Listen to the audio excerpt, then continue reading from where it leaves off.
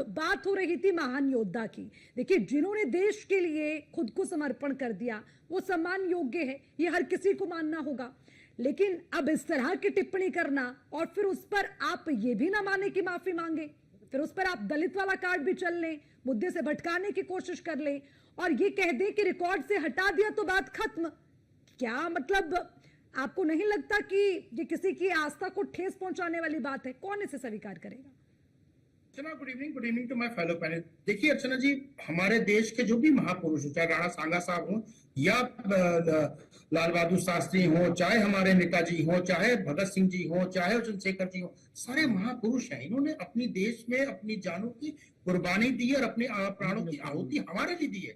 अगर हम यहाँ पे बैठ के टीवी पे डिबेट कर रहे हैं तो इनका योगदान है, तभी हम टीवी पे डिबेट कर पा रहे हैं। अब आते हैं मुद्दे पे कि सुमन जी ने क्या कहा। देखिए, समाज कहीं पे भी पूरे देश में अगर कोई कुतर्क कर रहा होगा, निरर्थक बातें कर रहा होगा, तथ्यहीन बातें कर रहा होगा, समझ लीजिए समाजवादी पार्टी का वक्ता हो सकता है और दूसरा व्यक्ति नहीं हो सकता है। देखिए, अगर आप थोड़ा भी ज्ञान रखते हैं समाज के बारे में, थोड़ा भी ज्ञान रखते हैं इतिहास के बारे में, तो कभी भी इस तरह की टिप्पणी नहीं करते, चाहे वो पार्लियामेंट हो चाहे पार्लियामेंट के बाहर हो। जहां तक बात हो रही थी कि राणा सांगा जी गद्दार थे, अरे भाई, उन्होंने दो बार जिस लोधी की चर्चा कर रहे हैं, 1517, 1518, 1519, 1521 में दौड़ा के मारा, अगर हिंदी में बोला जाए, और उनको बांध करके उनको पुत्र को अपने पास रख लिया। ऐसे व्यक्ति को आप बोल रहे हो कि गद्दार था?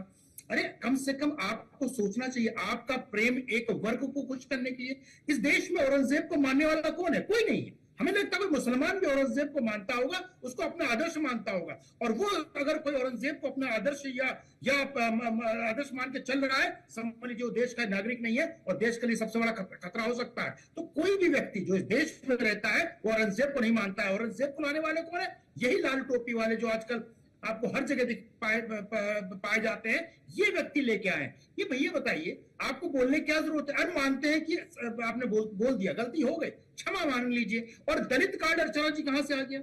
पुरुष वर्सेस दलित नहीं हो सकता।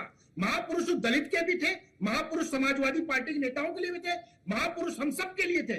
जो भी व्यक्ति इस देश में कुर्बानी लिया है, हमारे लिए कुर्बानी दिया है, वो देश का महापुरुष है, उसको हम नमन करना चाहिए। लेकिन उस पर राजनीति करके समाजवादियों ने अपना स्तर दिखा दिया, और इनके स्तर की बार-बार हम स्तर की बात करते हैं, बौद्धिक क्षमता नहीं है।